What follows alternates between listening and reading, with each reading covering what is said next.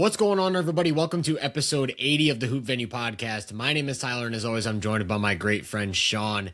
Today, we're going to be doing the worst episode of the season, our least favorite exercise, making the All-NBA teams, especially stressful this year around. Sean and I were just talking off camera for a solid hour while finalizing our teams about how grueling this process is and about how annoying this process is, how to separate these minute differences and what to value between players, and then all of the players who are cut off this year, which we'll probably get into. I want to start on a lighter note, though. Sean, in our last episode, we did the in-depth Rookie of the Year discussion, where we both landed on Kon Knipple as our Rookie of the Year based on all of the factors that go into it, like your value, your circumstances. We kind of talked all of the differences out between Flag and Knipple's case and landed on Knipple as the most impressive, complete rookie season. Right after we dropped that, Cooper Flag dropped to 96 points in 2 games combined, making him the first player to score that many points in back-to-back games. First rookie, to score that many points in back-to-back games since Wilt Chamberlain. We both agree that if you talk about the completeness of the season, Knipple has had the most complete rookie season. But this is the second stretch now where he's hitting these absolute ridiculous feats. Are the peaks high enough for you to say Cooper Flag is your Rookie of the Year, or at least do you feel like it's more 50-50 than it was before? I definitely feel like it's closer than what it was where I was at whenever we recorded that a few days ago. However, I mean, this is also me, trying to poke fun at an awful situation. I don't know how much bail I'm going to give him for, or how much credit I'm going to give him for doing that against a starting 5 of Luke Kennard, Rui Hachimura, LeBron James, Jake LaRavia, and DeAndre Ayton. In that group playing together for essentially 40 minutes. I don't know how much I'm going to give him credit. I'm joking. I'm sorry. I'm a depressed Laker fan, bro. My season is effectively cooked because my 2 best guards decided to, have ligaments torn off their body in OKC. Literally, I think so glad. So we nuked an MVP episode. Granted, we had technical difficulties, but it was the best timing ever for a nuke because that very night Lakers Thunder played and the Lakers lose both Austin Reeves and Luka Doncic. Luka, I think, and Austin are both going to Europe to try to get some treatment to speed up the recovery process. To the point where I think it's now a slight possibility Luka could play round 1. But neither here nor there, man. What Cooper Flag has done over the past couple of games is stuff that we talked about in that episode. Go check it out for us. Leave a 5-star rating and review if you're on podcasting platforms. There we go. Elite promo work. But this is why Cooper Flag was the number 1 overall pick and why I said, objectively, Cooper Flag probably goes number 1 in every draft over the past 6 or so years that doesn't include Wemby or who's the other one? Cade. Those are the only 2 drafts where I think he doesn't go 1 in as a prospect. And, these flashes that we've seen from Coop, especially at the last 3 quarters or so of the season are why that's the case.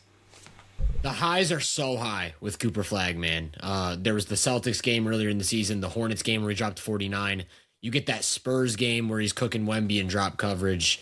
And then you get these 2 most recent games where he drops 51 and then a near 45-point triple-double. The peaks are just so high. I do still value the completeness of Kon Knipple's season, but I am more willing to acknowledge, yes, if you're going for flashes, if you're going for peaks throughout the season, if you're going the angle of what you think the more superstar-esque profile looks like, I will say it is Cooper Flag moving forward. I do think we've seen a lot to suggest that he has that MVP type of ceiling, but it's a little bit more fun to make all NBA teams, right? That's the best exercise in the world. We both had a blast doing that, and it didn't take us a long time at all to land on teams. Actually, you said you have 4 teams now. I have 8 people on my All-NBA third team, so clearly we didn't make any progress. We're going to try and figure this thing out on camera, in real time in front of the live audience, right? You guys are going to be here for the experience of us trying to separate the differences between these guys. But before we get into that, I want to mention the 65 game rule, that stuff going on, because that's kind of the main talking point that everyone's got going into this all NBA conversation, right? Where you have all of these players who are right below this threshold. So you got Luka Doncic, who's out for the remainder of the regular season, and he's played exactly 64 games. And I think this is the one that has people scratching their head, right? Because there's actually no material difference between playing 64 or 65. It's just this arbitrary cutoff point. But then you also have Cade Cunningham, 61 games. Devin Booker has played 62 games, and 2 of them he played under 15 minutes, so he's not eligible. LeBron's at 57 games. Anthony Edwards is at 60 games. All of these guys are going to fall like 3 to 4 games short of that 65 game threshold.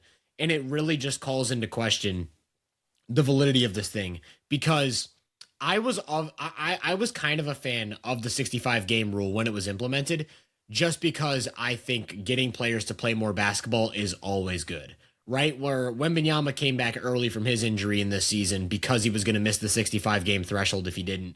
Same with Jokic. He came back and hit that 65 game threshold, and both of them had a little bit of a ramp up period, but we get more Wembanyama and we get more Jokic playing basketball. And now Wembanyama is going to win Defensive Player of the Year. Jokic is going to make an All-NBA. They're both going to make the All-NBA first team. That's not even a discussion. I think it should be up to voters. Like, for me personally, I don't have a vote, obviously, but for this exercise, I do value minutes and games played. I do think that's a pretty good separator. If you have 2 guys who are neck and neck and one's played 500 more minutes, to me, that's a great separator. But if it's like the difference between 67 games and 70 games, I'm really not going to like make that anything more than just an absolute tiebreaker at the very end if I cannot split these guys up. So maybe just leave it up to the voters, right? If someone plays 60 games and another guy plays 71, maybe they'll value the guy with 71 games, or maybe the guy with 60 games was that much more valuable. I can tell you right now that there are players who are close to 80 games played who did not have more complete seasons than Luka Doncic with 64 games. There are players who aren't even close to the 65 game threshold, right? Like guys like Joel Embiid, Steph Curry, Giannis, Lowry Markkanen, Austin Reeves, Jimmy Butler, Jaren Jackson Jr. Those guys would maybe in a typical year be in the running for All NBA. But when you're that low below the threshold, right? Like these guys all have like 40 games, maybe 45 games. They weren't going to be in consideration for the All NBA team anyways. So why do we need this arbitrary threshold that cuts guys off who clearly played complete NBA seasons? Sean, what are your thoughts on the 65 game rule and where the league's at because of it at this exact moment? I think it was, I'm trying my best not to be too revisionist history. I think it was a pretty major overreaction to, I understand why they reacted the way they did. Cause like you said, they're, you want to get your best players on the court. You want there to be an actual incentive for them to play. I think 65, I hope there's not a tweet out there of me like saying the exact opposite, but I feel like my stance on it the entire time has been like, okay, 65 is kind of a lot. That seems high. To the point where like, I think I said off air, dude, drop it by 10 even. Make it 55 or 50.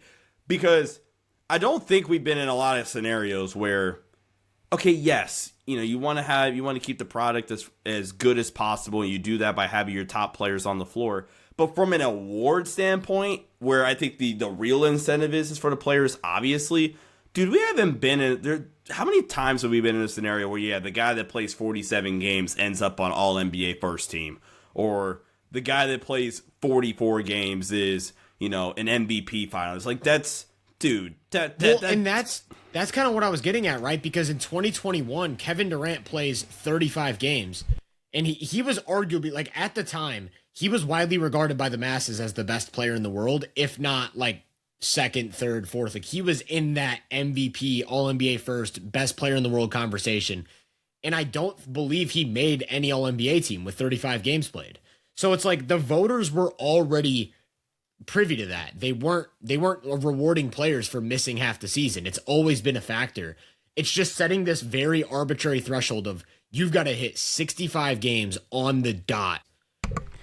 Yeah, I just don't think the logic of, hey man, you missing an additional 3 games. And then I also think, man, when we start talking about resumes and stack people up, I get it. If I'm the NBA, maybe this doesn't matter to me as much. But, at the end of the day, Luka, 20 years from now, when we're looking back on Luka's resume, or you're looking back on Anthony Edwards' resume, or, some of the other guys that are getting left off the list, like, the fact that we're going to have this gap, Luka didn't make All-NBA first team in his prime, like, because of a one-game threshold, or, we didn't get to have this conversation, but, just to potentially bring it up for a split second, as Michigan officially wins the national championship. Shout out Dusty May. Dusty May is he's an elite coach.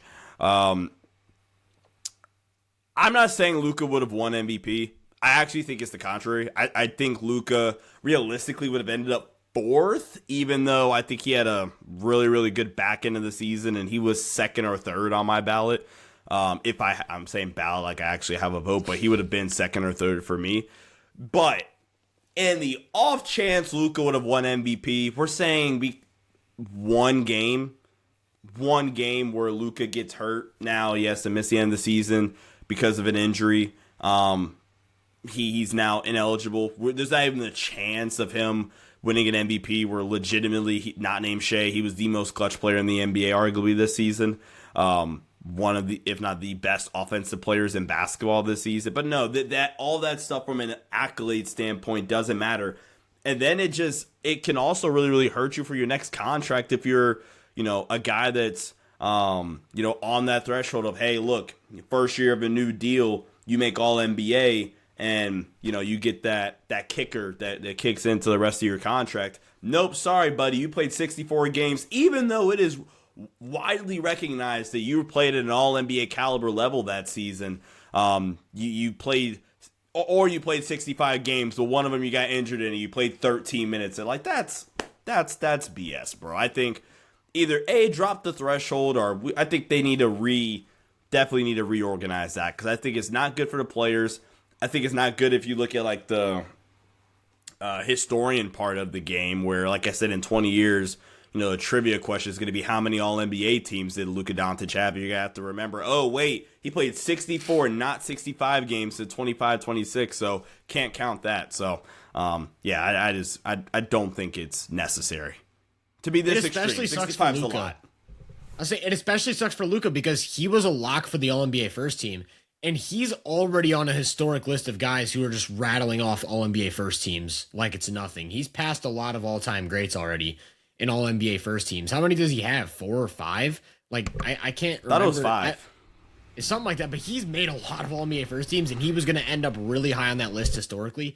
And it would suck to look back in 2032 or whatever, and it's like, man, if Luka made that one more All-NBA first team, he'd actually be top 5 all-time in All-NBA first teams or something like that. And not that actually is a huge deal in the grand scheme of things, but, like, I know if I was Luka, I'd be pissed, right? Because I'm like, I worked my ass off to get to this position to where I can make an All-NBA first team. I got my body right for this season. I had maybe my best season of my career. I actually think we were watching peak Luka the last month and a half. To have that just like stripped away, and like the only recognition for that is the Lakers are going to end up a top 4 seed in the West.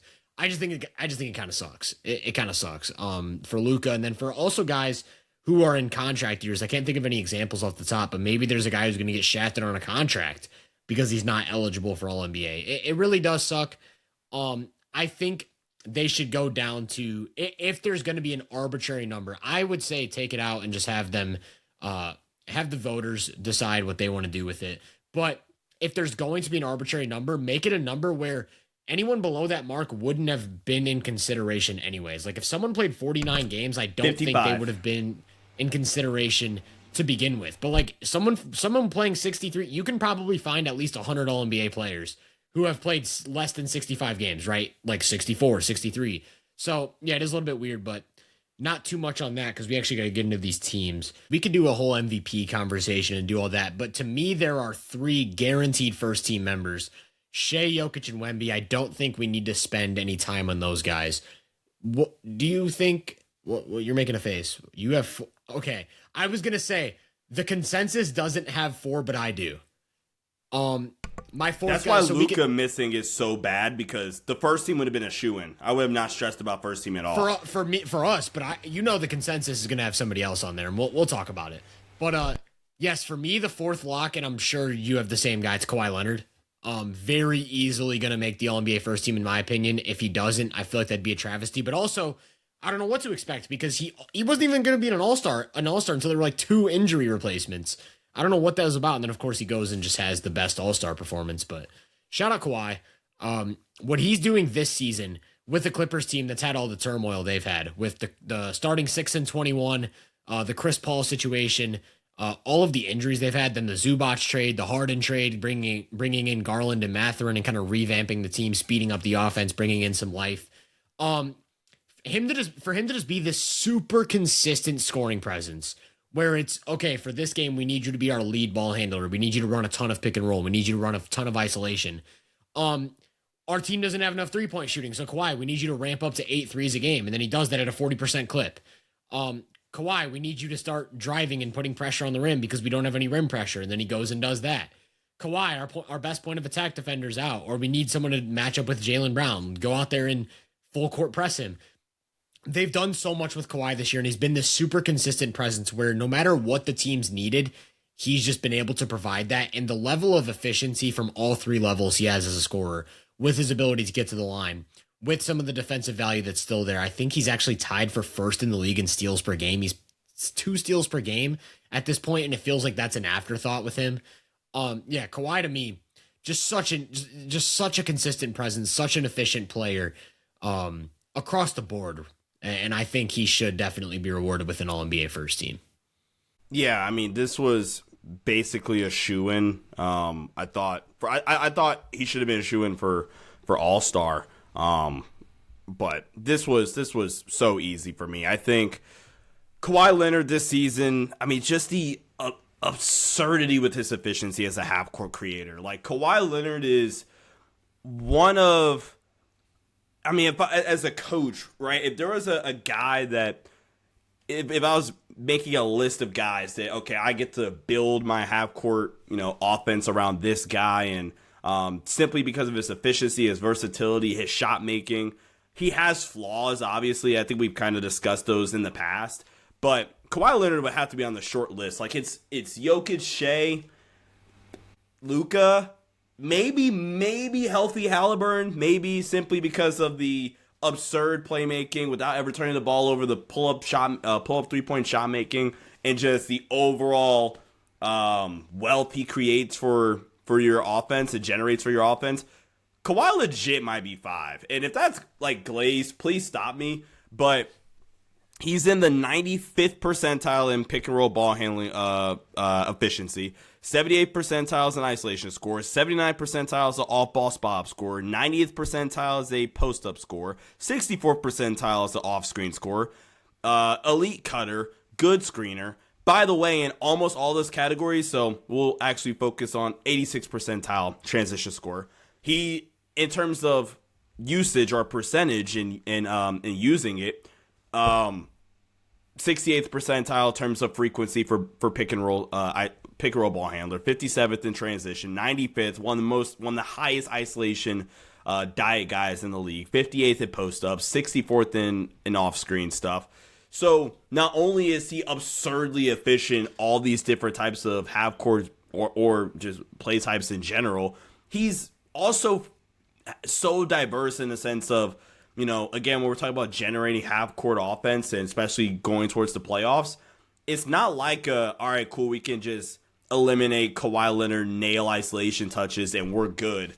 No, we're going to run you off a curl, or we're going to, go spread pick and roll, or we're going to go, we're going to hunt the mismatch if you're a switching team, and, we're going to back you down from the pinch post. Like, that is so that's so valuable for an offense. And then on top of the fact that what you brought up, he has 5.3 deflections per 75 possessions, which is just nuts. It actually might be per 100 possessions. I want to fact check that here in a sec. But the defensive playmaking, the absurdity with the shot making, like Kawhi Leonard has been pound for pound one of the 5 best players in basketball this season, to the point where if the Clippers were a top 5 seed, Kawhi Leonard would be top 3 on my MVP ballot. He would be 3rd. Yeah, Kawhi's absurd. I think there's so much that goes into Kawhi's value, and it's just it's all of the things we talk about that lead to championships. So first, I want to bring up that Kawhi has what's going for him. I call this kind of the Dirk Nowitzki stat, but it's where your offense is extremely slow paced. So your scoring numbers look worse than they actually are. So the Clippers have a really slow offense. So if you look at Kawhi's per game numbers, it's like 28 points a game. Per 75 possessions, Kawhi's averaging 33 points, which Shea's at 34, Luka's at 34, Jaylen Brown's at 31, Steph Curry's at 31, Mitchell's at 30. So Kawhi actually is 3rd in the NBA in points every 75 possessions, and he's 5.5% above the league average true shooting.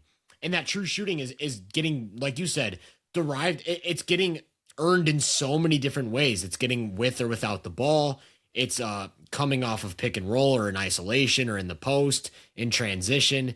There's just so many different ways for him to pick a defense apart, which means you're never forced to stick to a rigid scheme against really elite teams, right? Where if a certain team is great at one thing, he can find a way to counter that, right? Like if a team is really good at protecting the paint or really good at taking away the mid-range, he'll ramp up his volume as a three-point shooter. If a team's really good at running him off the line, he'll use the mid-range. Does it without turning the ball over, which is something we always talk about being super valuable. Just influence on the possession game in general. For him to be a guy who forces as many turnovers as he does while not turning the ball over in the way that he does and then being such an efficient scorer, he hits the 3 barometers that we talk about, where it's if you can force turnovers without turning the ball over and you're an elite half-court offensive player, you just have so much value on the basketball court, and that's what we've seen from Kawhi Leonard. That's why the Clippers are 15 points better per 100 possessions with Kawhi on the court. They have a +8 net rating with Kawhi on the court, -7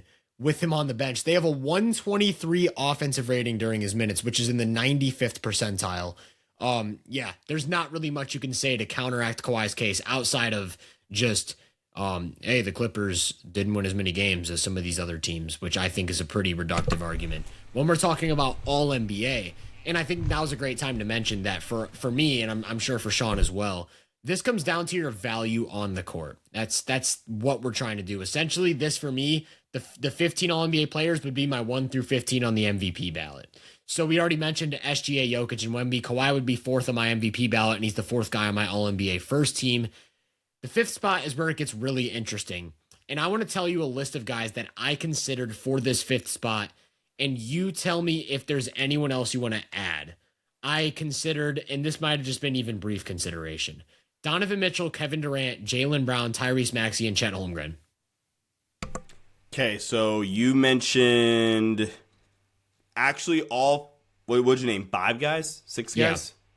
Okay. 5. All 5 of those guys are either on my All-NBA first team or made my All-NBA second team. So who do you want to talk about first? I low-key want to talk about Chet. I think Chet's an interesting argument. So we could start with Chet, and I think the argument for Chet very clearly is obviously what he does defensively as a rim protector, the versatility he provides. Chet's objectively one of the 3 best defensive players, I think, on the planet right now. I think he's well more than solidified that. And Chet's going to be he's going to be screwed historically. Not to like keep reverting back to like historical analysis for all my player discussions. I did it with Luka. I'm doing it with Chet now. But Chet's going to be such on the wrong end of history, bro, when in, again, 2040 or whatever, we're doing another top 20 defensive peaks of all time episode, and Chet is going to be like 10 spots too low because he never won a depoy because he played in an era with Rudy Gobert, Draymond Green, Bam Adebayo, and then most importantly Victor Wembanyama, who's in the prime of his career at the exact same time as Chet. But I think one of the biggest reasons why Chet deserves a nod this year and should be at least in consideration, he made a leap offensively. I think we kind of talked about this a little bit in the offseason because of, it was very clear when Chet got back last year from the hip, that he lost a lot of the fluidity that he typically had. And it mostly affected him as an offensive player. Like, he just couldn't move nearly as efficiently or nearly as fluidly as you would like him to. You want to talk about efficiency in the half court, bro. Shooting 37% on catch shoot threes this year, which is super, super important. Shooting 49% on pull-up twos, and on a per-game basis, he's taking over 1 a game. So the fact that that's a legitimate option for Chet more consistently this season, where, okay, cool, you want to run me off the line because I've hit 2 straight threes, I can now attack a mismatch, or I can attack downhill and, legitimately go to a midi at a semi-consistent rate. The Thunder have a plus 16 net rating with him on the floor. Now, granted, they're the Thunder, so the net rating is still great. It's a plus 8 with him off the floor.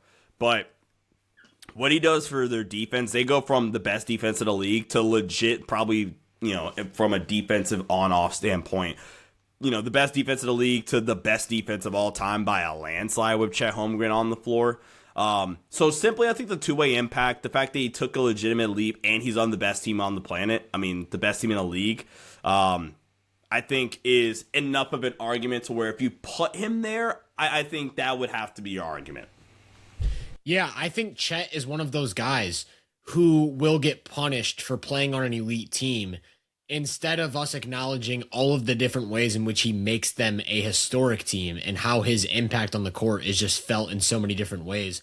That starts on defense, of course. Over the last 2 seasons, players have shot 16% below their expected field goal percentage at the rim with Chet contesting, which is just mind-boggling. They have a 105 defensive rating, like you kind of talked about, with him on the court, which is 11 points better than league average. That's just all-time great as well.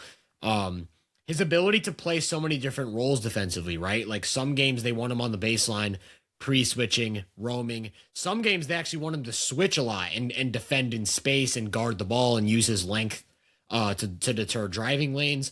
A lot of games they want him dropping. Sometimes you'll see him hedging. His ability to just play so many different roles for a team that is an all-time great defensive unit, and then for him to just raise the ceiling so much, is very valuable. But really, the selling point for me is, like you said, the offensive leap. And it's not just about his individual production. It's about the amount of different ways his skill set can be leveraged into favorable offensive setups when you're running through Shea, right? Like, think about floor alignment. He can play in the slot. He can play from the corner. He can play from the block. He can be a vertical spacer. And it's because he's both a lob threat and a 3-point shooter who can put the ball on the floor. So if your plan is to leave him and then run him off the line, he can then, like you said, get to the mid-range, get downhill. He draws a lot of fouls on drives, which is pretty valuable. He's shooting 76% at the rim on 6 attempts a game. That's just really good interior scoring production. So he's someone who pressures all 3 levels as a scorer without the ball. And then he can be a little bit of a connector for the offense, especially in screening actions, right? Like, you get him in the short roll or you get him in those pick and pop situations and he draws an extra closeout and the defense gets in rotation. He can make the right decisions. And it's just the cumulative value of someone who's clearly impacting the offense in a variety of ways with or without the ball. And then also being what would be a defensive player of the year candidate if that wasn't a runaway. I actually think he'd probably be second or third on my ballot with Rudy Gobert. So yeah, it's just like, no, he's not an offensive number 1. He might not even be an offensive number 2, but he's a defensive anchor on the best defensive team of the modern era. And then he's like maybe their second or third most valuable offensive player because of J-Dub's injury. So the cumulative value of that is like, it's felt to the degree of an all-NBA first caliber player. And you see that in all the impact metrics, right? Like, if you're looking at estimated plus minus, you're looking at LeBron, you're looking at even box plus minus type of stuff. All of these metrics are going to have Chet in the top 10 in the league. And I don't think that's an accident. I don't think that's a coincidence. I do think his impact is being felt to that level. The question is whether or not it sustains in the playoffs. And that's not in the spirit of this all-NBA discussion. So him being a defensive anchor, a top 3 defensive player of the year candidate for an all-time great unit, while averaging 21 points per 75 on plus 6% relative true shooting, with all the different ways he can add value without the ball on offense and all the different floor alignments he unlocks. Yeah, I do think he has a strong case for the All-NBA first team. It's different from the other 4 guys I mentioned, because all the other 4 guys are very offense-centric, right? Like Tyrese Maxey, his argument is offense. Jaylen Brown's argument is offense. Kevin Durant, Donovan Mitchell, these are more offensively inclined players, so it's hard to compare them to Chet. Who do you want to go to next, though? I'm going to go to Donovan Mitchell. I think Donovan Mitchell. They've all. I was about to make a statement to say that Donovan Mitchell's maybe had the weirdest year. I think they've all equally had some really, really weird years between Mitchell, Durant, Maxey, and Jaylen Brown. Yeah, Jaylen Brown's easily had the least weird year out of that group. In terms of situation and the maybe toxicity in the locker room, but Donovan Mitchell, I think the case for Donovan Mitchell is one we saw last year, how Donovan Mitchell, for the greater good of the team, kind of took a step back offensively to his own detriment. I think in the awards, he still made first team All NBA. I think, yeah, he did. But I think the general consensus on Donovan Mitchell last year was lower, even though he made first team All NBA. And I think that was because, the Cavs were just a buzzsaw last year. It was all right, we got to get somebody represented from this team. Not saying it was a pity first team mention, but I think you get where I'm coming from. And I think there were question marks about, could he scale back up and whether they were valid or not, just because of how last season went. Well, Donovan Mitchell this season, because of Darius Garland being at the beginning of the year, basically never being at full strength when he was there and wasn't there much to begin with. Their best shooter missed practically the entire season until 3 weeks ago. Mobley and Allen being in and out of the lineup, even though Mobley's definitely, they've both been healthy, but I feel like there's always one of them that's dealing with some nagging injury. And the fact that Donovan Mitchell, with all the attention in the world, has been still ultra reliable, ultra consistent, still efficient. He has a relative true shooting percentage of plus 3%. If we're looking at, the impact that they have on a team, on their individual team and what they provide for their offense, Donovan Mitchell this season, his on-off is plus 6.6, plus 7, roll round up, plus 8 net rating when he's on the floor, plus 1 when he's off the floor. A 123 offensive rating. And I think the fact that Donovan Mitchell on the floor this season practically guarantees that the Cavs are just an all-time historic level offense. And I also want to bring this up really quickly as well.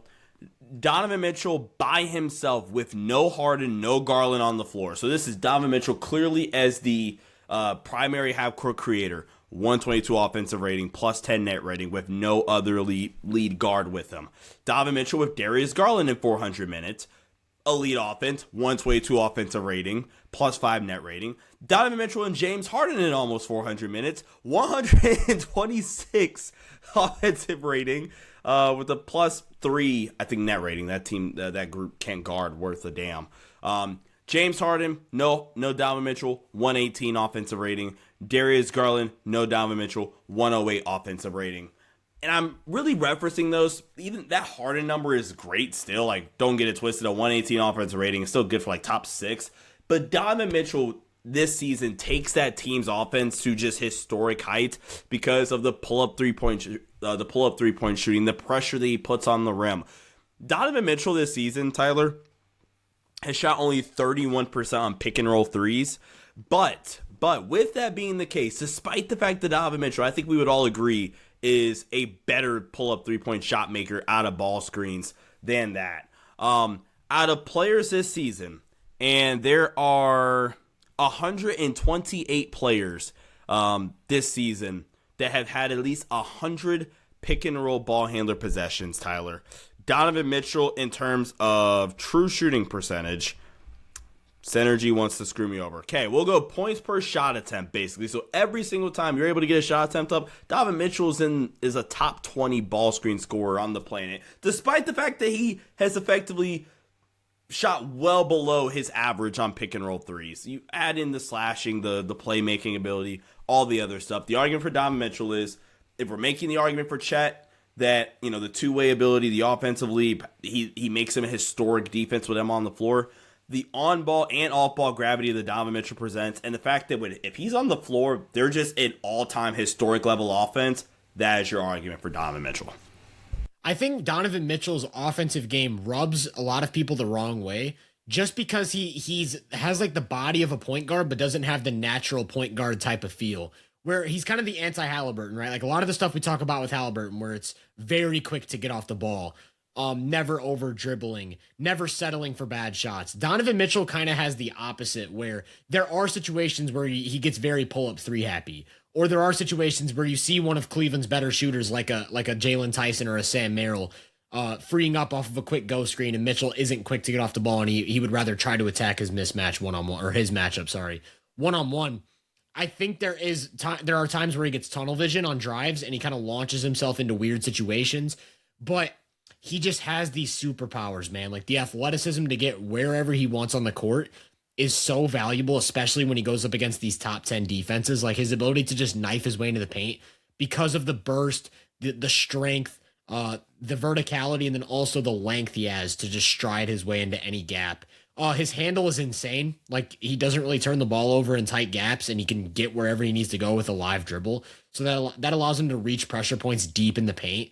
The fact that he just took this crazy leap as a mid-range scorer this year, he's making 52% of his mid-range shots.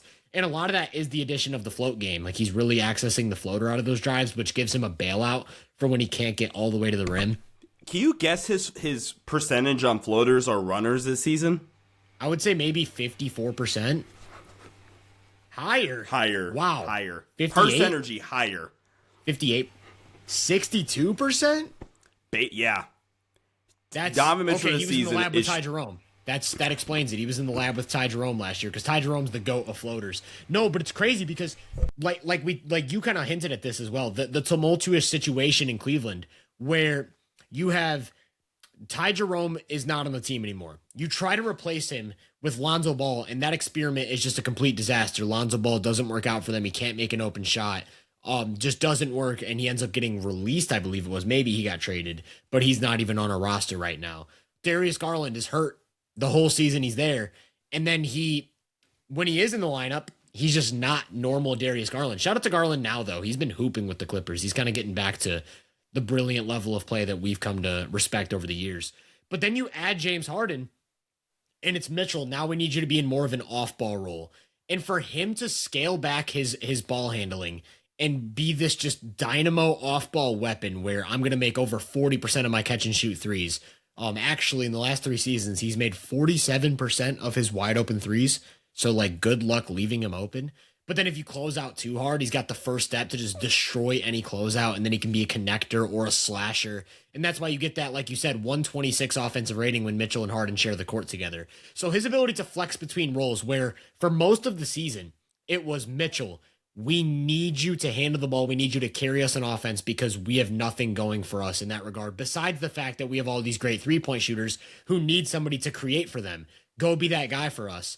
And then add an all-time great playmaker, have Mitchell flex into this off-ball role playing off of him, and then get this signal of just all-time great offense. Yeah, Donovan Mitchell, really special offensive season. I see why his game kind of like rubs some people the wrong way. Like I said, some of the shot selection, some of the tunnel vision, but you just can't argue with the numbers, right? The fact that he is going to produce so much with the ball and without the ball for an offense that's pretty much guaranteed to have a 122 offensive rating with him on the court, regardless of who's out there. Very special season from Donovan Mitchell, and I'm glad we're on the same page there. We've got a few other guys to mention. I say we go to Tyrese Maxey because I do think the play style with Donovan Mitchell is kind of similar in nature to Tyrese Maxey, where Maxey is a score-first guard. His mind is score-first. He's got the speed and the pull-up shooting ability similar to Mitchell, where he's just a blur. You can't stay in front of Tyrese Maxey. He can get to that runner. He can get to the rim. He can get to the free throw line. But if you back off too far, then he's just a world-class pull-up jump shooter. I think Maxey is a little bit different. He doesn't have some of the same physical advantages of Mitchell. Like he's not as big. He's not as lengthy. He's not as vertical. And I do think that hurts him a little bit as an interior scorer. I think Mitchell gives you a little bit of a higher floor in that regard. Who do you think's the better passer between the two? Um, am I bugging if I say? I think it's. I lean Donovan Mitchell. I think it's close. It's the way I look at it is I think Maxey seems to be the more willing and proactive passer, but Mitchell can make more passes. He makes way more difficult type of skip passes and stuff. Maxey's a little bit more risk averse, but that's also a plus because Tyrese Maxey is one of those guys who has a crazy influence on the transition. He does have a crazy influence on the transition game because he's a blur, but also the turnover game. He never turns the ball over. He's one of those guys, but then also at one point, he was leading the entire league in steals. I think he's still in the top 5. He's averaging like 2 steals a game. So for him to be that active of a defensive playmaker, creating transition opportunities, creating easy offense, and then also handling the ball a ton for that Philly offense without turning it over himself, that has a strong signal. The other thing with Maxey that I think doesn't get discussed enough is that he is one of the most dynamic off-ball weapons on the planet. Like, he is a legit movement shooter. He can fly around screens and be a volume three-point shooter without the ball, who then has the processing speed to just destroy defenses off the catch. Like, if you let him catch the ball with an advantage when he's playing off of Embiid or Paul George or VJ Edgecombe or whoever, you're cooked. You cannot stop him from creating a really good shot for his offense. So that's kind of the argument. I think it's a little bit different. I think Mitchell, with that offensive primacy, probably gives you a little bit of a higher floor. I think he can carry shooter, like you just get him shooters, get him a lob threat. You kind of get that higher floor. But Maxey to me feels like the more dynamic off-ball player, more influence on the turnover game. And so maybe the cumulative impact of that is a little bit stronger on Philly than Donovan Mitchell's impact on Cleveland. Where do you kind of land on Tyrese Maxey in this specific comparison? Yeah, I think like you said, the argument for Maxey this season, one, I think he kind of gets the weird situation tax boost. Dude, some of the lineups that were just being fielded by Philly this season because of their injuries and or suspensions and some of the other nonsense that they've kind of had going on this season is absurd. And I mean, the fact that Maxey on the floor, I mean, they're a fine team, but off the floor, their offense drops. He has an on-off of +5, basically. The fact that he has that impact on Philly, despite the fact that, again, this team is, or this season has been so depleted for, I mean, basically the entire year. I feel like we've gone 2 weeks of healthy Philadelphia 76ers basketball this season. And mind you, those 2 weeks have been electric. When Philly's healthy, I think they're a nightmare. And I think the playoffs are going to be really, really fun and interesting. I saw a tweet, not to get too deep into the weeds, but it was essentially like, bro, I mean, the Sixers healthy and Paul George going on a 25-game hiatus might have been the best thing that could have happened to them. Legitimately. But Maxey, the argument's definitely, he's a good enough rim finisher. I think the versatility in the shot diet and the fact that, like you said, he can just play so seamlessly on and off the ball, and it doesn't matter who's in the lineup. Embiid's in the lineup. Okay, cool. We can spam 2-man action with Embiid and Maxey and get him as a DHO guy and, red spread, pick and roll and stuff like that. Okay, Embiid's out. And, Maxey, we need you to just, backpack us and get this game to be respectable. Okay, I could scale up and be a heavy isolation scorer and, run spread, pick and roll and, get off of it and maybe come back to it. He's just absurd in transition. 64% 2-point scorer in transition, making 46 of his threes in transition. That goes on to the movement shooter part that you brought up and the added level of awareness that creates for a defense. He's shooting 46% in transition. A lot of those are going to be on the move, at least in some degree. 39% on handoff threes, 35% on off-screen threes, while also being a 62% off-screen scorer. 40% on spot-up, true stationary catch-and-shoot stuff as well. Good feel for the game and stuff like that. Kind of like you said, pretty risk-averse. I think his athletic limitations does impact him in the sense of, he's a pretty negative 2-point scorer in self-created situations. Like he's a 43% 2-point scorer and a 44% 2-point scorer in true self-created looks, ball screens, isolations. But he's such a dynamic mover and scorer that almost, I'm not gonna say it doesn't matter, but we're able to kind of scheme away from that and it not bother us as an offense in general too much. I think maybe that's why some of the impact stuff on top of the defense, some of his limitations, impact is his impact data. So maybe shouldn't have said impact twice. And that definitely impacts his efficiency. Like he's barely a 1% positive relative to shooting percentage. But I think Maxey definitely deserves a shout, and it deserves serious consideration for being that last first team spot.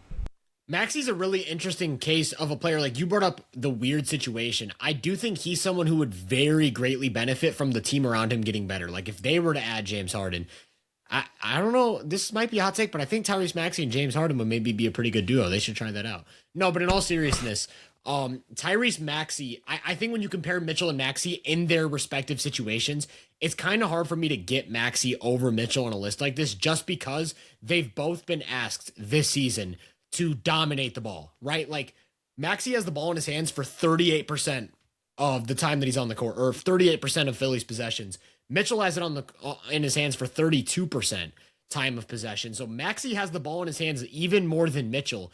And I just think Mitchell provides a much higher floor as a 2-point scorer, like you kind of alluded to. He's a much better mid-range scorer. I think their percentages at the rim are similar, but I do trust Mitchell more as an interior scorer. And then also he gets to the line more, I'm pretty sure. So you get these advantages as a 2-point scorer because of the size, because of some of the added verticality, the added length, all that good stuff. So I do think I give the nod to Mitchell while also acknowledging that, yes, Maxey has a case here to be on the All-NBA first team. So another guy in this kind of realm of offensive guards in the East, or actually maybe more a wing, less of a guard, Jaylen Brown, I think is a really weird player to talk about right now because obviously he's lighting up the box score, right? Like you're getting 30 points, 6 rebounds, and 4 assists from this guy. And it's a lot. It's like a loud 30. I'm going to take 17 2-pointers a game. I'm going to make every contested mid-range shot I take. I'm going to put pressure on the rim. My athleticism isn't schemable. Like that recent game against OKC where he just blitzed OKC's perimeter defenders with power and burst. It's extremely impressive. And he does provide the offensive floor for Boston, right? Like they're on pace to win 53, 54 games, something like that. And a big part of that is the fact that they know they're going to get this offensive floor from Jaylen Brown. But also, we've talked about this plenty of times. Boston's recipe for success essentially does not have anything to do with Jaylen Brown's skill set, right? Like the margins is where they dominate. It is, we're not going to turn the ball over. We're going to dominate the offensive glass, and then we're going to be the best transition defense in basketball. Those are the three things that allow them to just blitz every team that isn't in a contender, right? Like I'm pretty sure in games against bottom 15 teams, they have a plus 16 net rating or plus 20 net rating or something like that with Jaylen Brown on the bench. And that's because the floor they have with all of these marginal victories, bad teams just can't compete with it. But against better teams, you kind of need Jaylen Brown's floor as a half-court 2-point scorer, as a transition presence, and then also the versatility of his man defense, which is why I think this conversation's interesting, because against the average team, against even just the worst teams in the league, Jaylen Brown's possession-to-possession defensive impact is not there. The attentiveness off ball isn't there. The on-ball aggressiveness and pressure isn't there. He's kind of just out there switching and not making errors, but also not adding value because he's not a defensive playmaker in those spots. But in these marquee matchups where it's we need to get stops or we're in clutch situations and we need to get stops, Jaylen Brown still has that ability to flip a switch. And I think that does add some defensive value in very specific matchups where it's like, maybe in some of these lower end matchups, there's not much of a needle being moved between Mitchell, Maxey, and Brown. But in these marquee matchups where we need someone to ramp up their defensive volume, or maybe there's a better term for that, their defensive motor, and really add serious value, like a great example I can think of is that Boston and Clippers game from way back, maybe in November or December, where Jaylen Brown was playing really good defense on Kawhi and dropped 50 points. The two-way ceiling with Brown is just extremely high.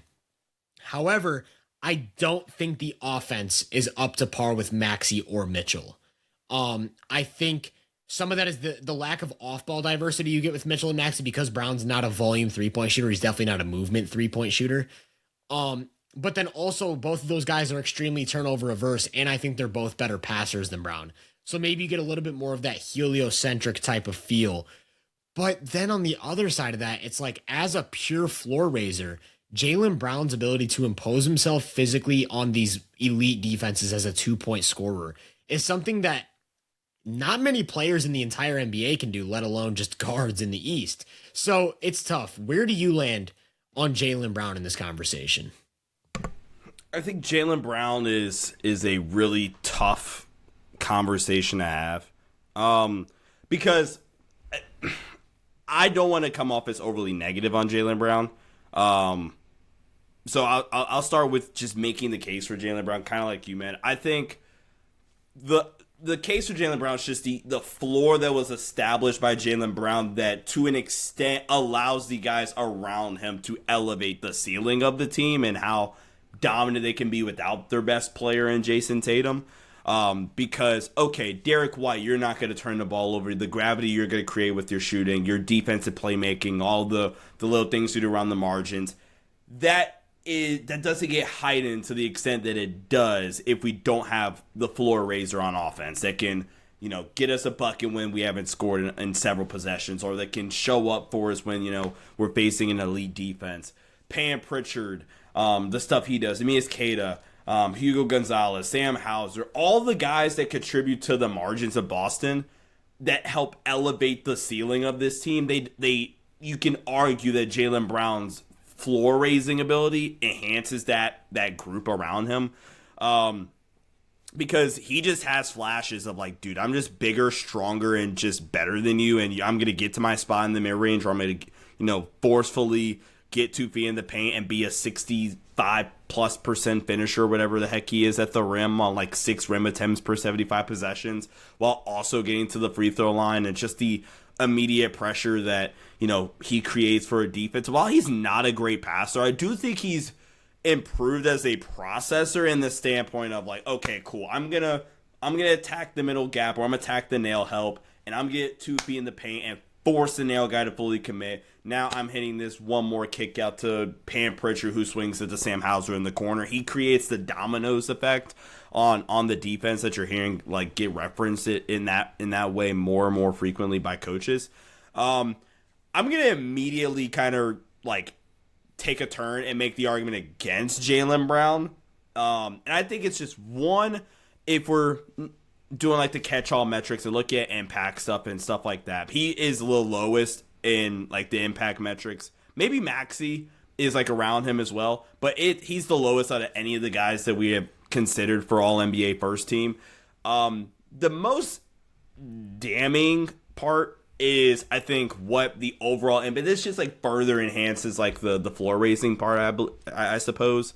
How Bostic is perfectly fine with him on the floor, but you slide. This is nasty. You slide in Jason Tatum with no Jaylen Brown, or I mean, hell, Jaylen Brown in 614 minutes with no Derek White, no Jason Tatum this season. They're about a net neutral on the floor. A 122 offensive rating, 122 defensive rating, basically a net even offense, or a net even team. All three in 191 minutes. So the sample size is starting to ramp up. Obviously, that JT and Jaylen Brown are both healthy, semi-consistently. Plus 15 net rating, 124 offensive rating, which is absurd, 109 defensive rating. Derek White in almost 700 minutes with neither on the floor, plus 19 net rating, 122 offensive rating. Brown and White, plus 7 net rating. Tatum by himself, very limited sample size, plus 32. But, more specifically, Jaylen Brown, the Celtics are a plus 6 with him on the floor. They're a plus 14 with Jaylen Brown off the floor. Like, again, maybe you can make the counter argument again and talk about, hey, Jaylen Brown's job is just to raise the floor and give this team a shot when nobody else probably thought they had one for the majority of the season, and that's fair.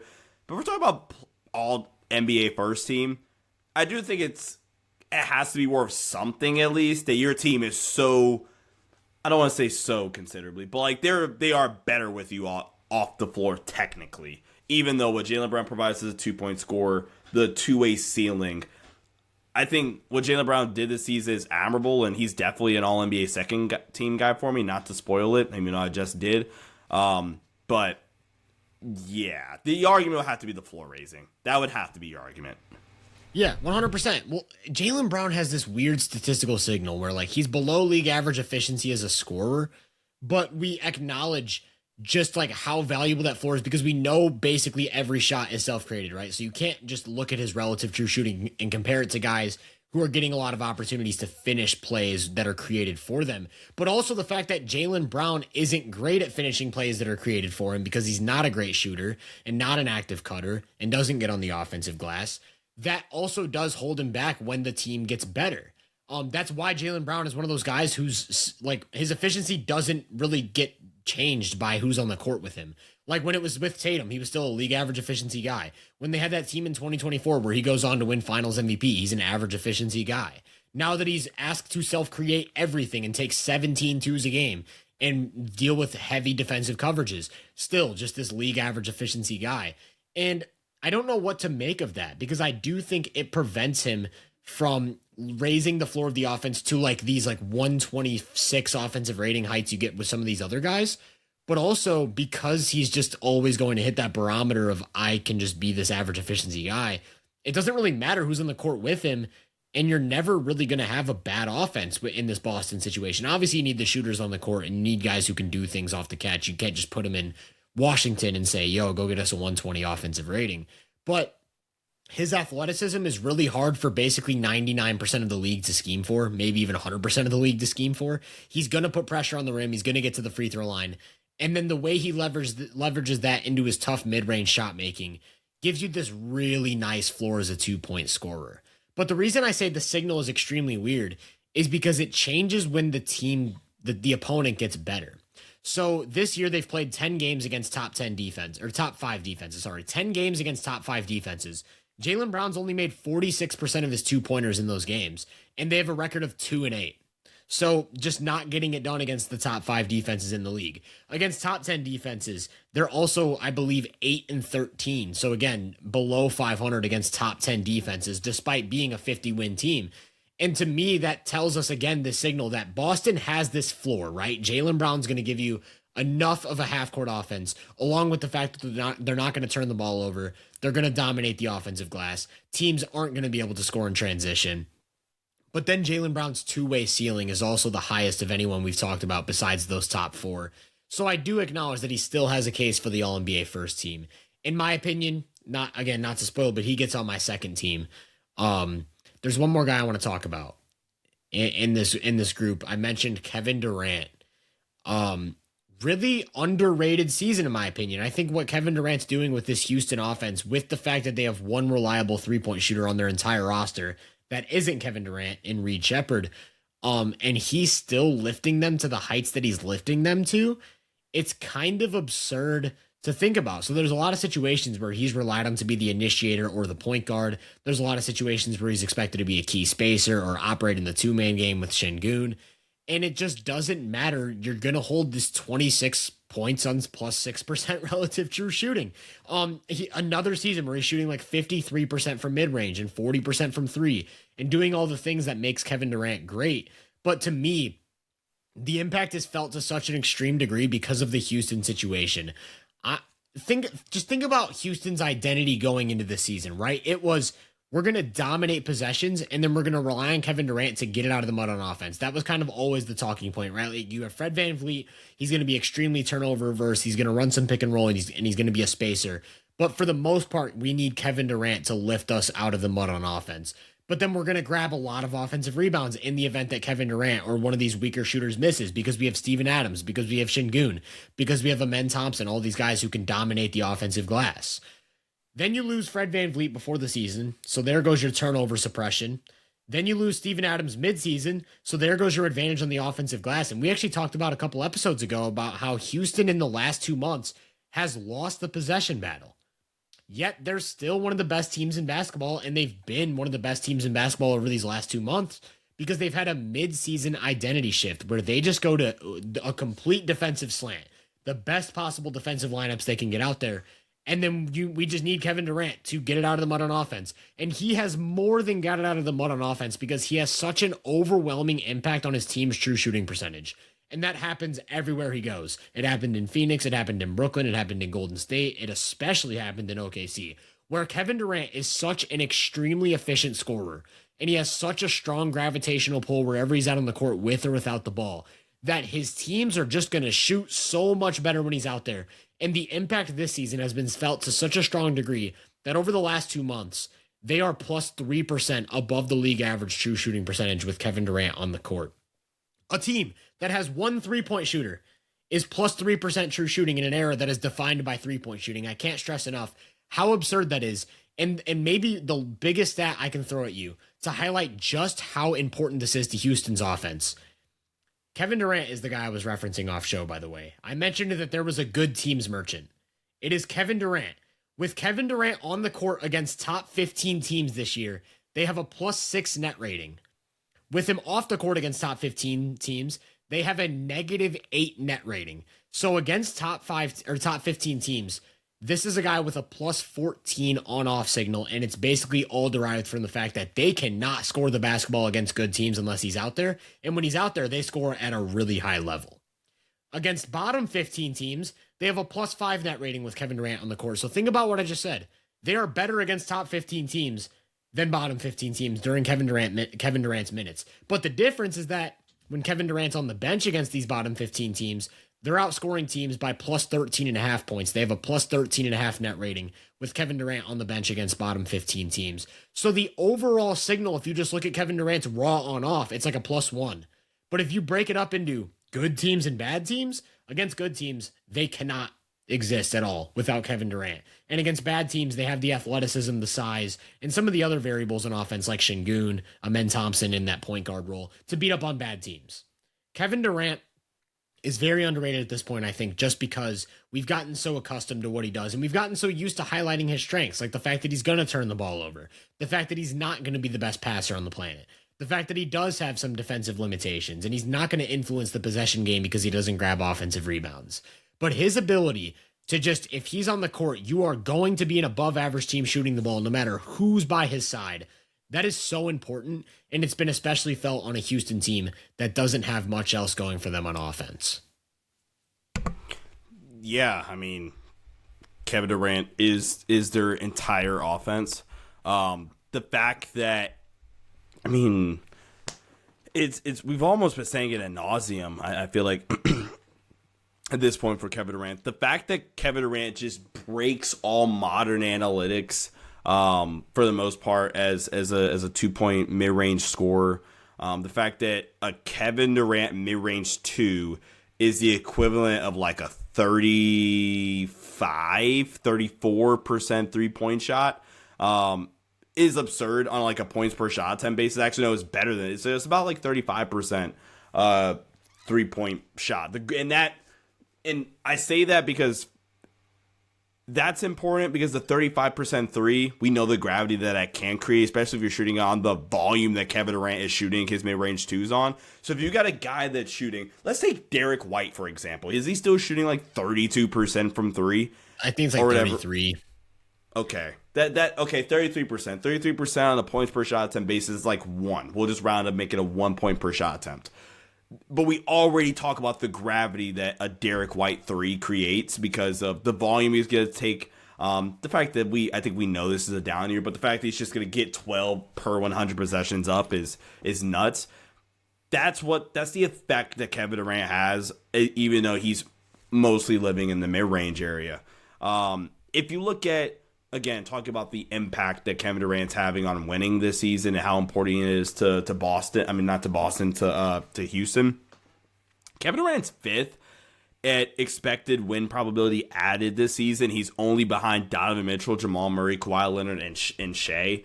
If we're looking at estimated wins added, then Kevin Durant is 6th. Now you're adding Wemby and Luka to Shea, Jokic, and Kawhi. So he's been playing at a top 10, top 8 level this season. And the fact that I think that Houston has had some bad PR, I think honestly that's just the best way. They've had some like bad luck too with injuries, but I think just the vibes have not been good in Houston this season with Emmy and some of the locker room stuff that allegedly has happened. That's partially Kevin Durant's fault, but neither here nor there. We're trying to make the case for KD here. Like you said, he's having such an underrated season for the Rockets this season. The fact that, the signals are, hey, we're actually a really freaking good offense with you on the floor and in these bigger games, which if you were a Rockets fan and you wanted like the indicator entering the playoffs that, there's hope for a sneaky outlier title push, that would be the case. I think you would have to make is that, dude, okay, when Kevin Durant's on the floor in these bigger games against some of the best teams in the league, we're actually a really good offense because it's Kevin Durant, save our broke ass lives, please. And Kevin Durant's such an absurd shot maker. And they're still going to do the stuff on the margins, even though it's at a lesser extent to what it was last season, where they're going to force turnovers, so they're going to crash the glass at an absurd level, they're going to play in transition. And they're going to be in a lot of close games, but the fact that, hey, in these close games, technically, it could just be, hey, give KD the ball, and we can just hope that 4 out of 7 times that Kevin Durant's able to do that and lift us up in a playoff series. That would be the argument. The fact that he just raises, the floor and the ceiling for this team offensively. He's that important to this team's offense. The unreal shot making and efficiency he does it. I think he's at +7, +6 relative true shooting percentage. Kevin Durant's awesome. Such an underrated season, like you said. Good shout. Kevin Durant is awesome. That's a great way of putting it. In the last 3 seasons, he's made 51% of his wide open threes, 45% of his catch and shoot threes, and 40% of his pull-up threes. This season, he's made 54% of his mid-range jumpers, 78% of his shots at the rim. You could just chalk him in for almost 90% at the free throw line. It's absurd to think that, like, no matter what shot Kevin Durant shoots, regardless of how he's defended, what action it comes out of, it's just going to be a good shot. It's just the most absurd thing in basketball, and it just has been that way for like a decade now. And I don't want to take that for granted, while acknowledging that there are limitations in Kevin Durant's game. Like I said, he makes 78% of his shots at the rim. Well, it's like 1 attempt a game. He doesn't get to the rim. But he also is going to turn the ball over while not forcing turnovers. There are limitations in Kevin Durant's game that do hold him back from being a tier 1 superstar, but just the value of that shot making. And then also the fact that I do think he's not an impact defender, like a big impact defender, but he's definitely like not a bad defender. I think his rim protection still has value. He's still pretty switchable. So there are ways to use him, and Houston does deploy him in a few different ways to be at least a somewhat positive defender for them. And they're a great defensive team. They've been one of the best defensive teams in the last 2 months, while just going to these heavy defense lineups. And we're seeing that, like I said, a lot of this is situational, right? Like if Maxey was next to another ball handler, I do think he'd be a lot better off offensively. Kevin Durant's in a situation now where in Phoenix, he had nobody to do the little things. So his impact really felt like it fell off because he doesn't do those little things. But now he's in a situation in Houston where it's like, all we do is little things. Kevin Durant, we need you to then just go do what you do as a shot maker. And now we're seeing a signal that, hey, when Kevin Durant's out there, they can compete with anybody. And I think that is really meaningful in this conversation. So with that said, I'm going to guess you landed on Donovan Mitchell on your All-NBA first team. I did. I'm going to guess that you also landed on Donovan Mitchell. I did. I tried to throw you off with that little Kevin Durant curveball. The two guys off screen, off the show, me and Sean were talking, and I was trying to decide with that 5th spot. I was going back and forth with Mitchell and Durant. I was really close to having Durant on my All-NBA first team because of everything we just talked about, but I did land on Mitchell, which means my second team is kicked off by Kevin Durant, Jaylen Brown, Tyrese Maxey, and Chet Holmgren. Did you have all of those guys on your second team as well? Yep. Like I said, those were the 5 guys that I considered for first team, either even slightly. And those 4 are the first 4 guys on my All-NBA second team. Awesome. Then we get into the hardest part, in my opinion. I think the 10th spot, so the last spot on the All-NBA second team was really tough. But then the third team just became an absolute crap show for me, where I started listing like 50 guys. And there's so many different names and so many different conversations we can take this to. Where do you want to start for this? You can even drop who's your 10th guy, like who's your All NBA second team, or you can keep that a secret for now. Just let me know where you want to start this conversation, because we've got plenty of players that are in the running. So how I'm going to start this, I actually am going to reveal who my guy was, but how I want to start this is by saying that I think everybody that I have, at least the first four guys, I think I have penciled in for my third team. I think you could slide them in. So basically I'm saying I think it's another situation for me where there's like five guys who could be that last spot for second team. Similar to kind of how it was five guys that I slightly considered for that last spot for first team. I'm gonna give you one guess. Do you have one quick guess on who my fifth guy is? Based on our prior conversations, my guess would be that you had Jamal Murray. I hate you. You're very good. Yes, I have Jamal Murray as my last guy on my. We have the exact same first and second team. I also had Jamal Murray. How does this always happen? I promise we did not talk about our players. I promise. We have the exact same team. Talk to me about Jamal Murray, man. The sigh. You were so disappointed. It's just every time we do these lists, we do these like elaborate thought out lists, and then we end up with the exact same list every time until you drop Deuce McBride on the All NBA third team like you did with that defenders list. Then we might not agree. But he's Chet. No, talk to me about Jamal Murray. Jamal Murray this season, I think what he's done for Denver, just clearly elevating as a creator in the half court with or without Jokic. I brought up the expected win probability added stat. I brought that up earlier, even though it was briefly. Jamal Murray's third in that category by a lot, actually. Shea's won by a lot. Kawhi's second. Then it's Jamal Murray. Then there's another, somewhat sizable drop off. If we're going to estimated wins added, he actually is in the same kind of tier as Donovan Mitchell, Tyrese Maxey, and Chet Holmgren, guys that either A, made first team All NBA on our list, or B, were clear shoe-ins for second team All NBA.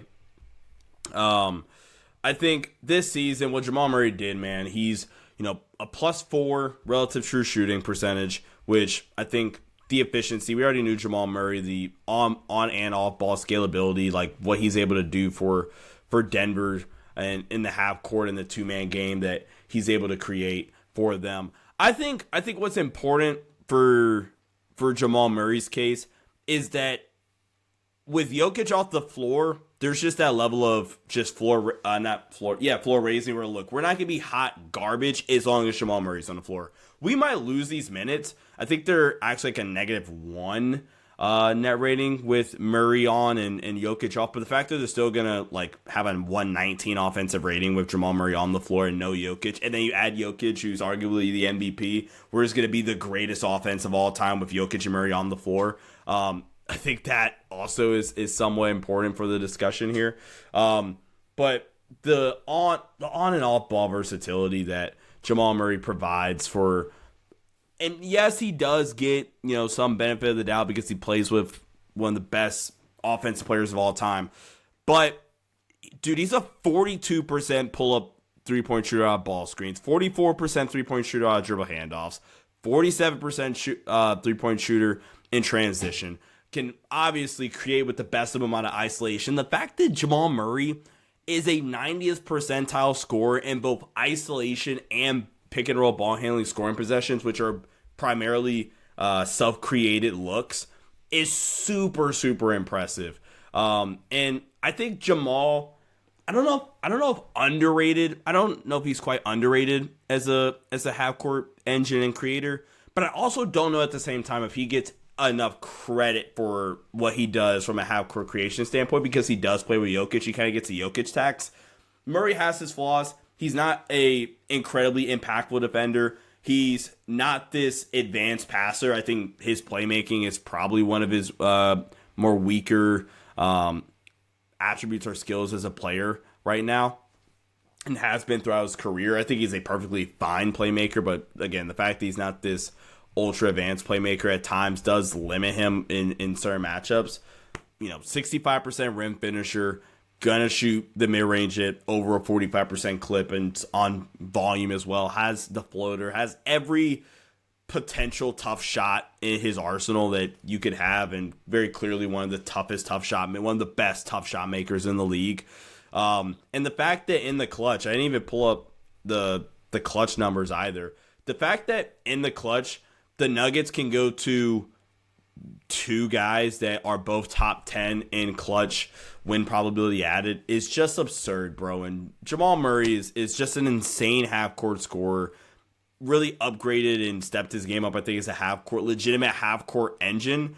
Because, again, the fact that he's a 90th percentile scorer in self-created scenarios basically is wild, on top of the other movement stuff. So shout out Jamal Murray for having a great season.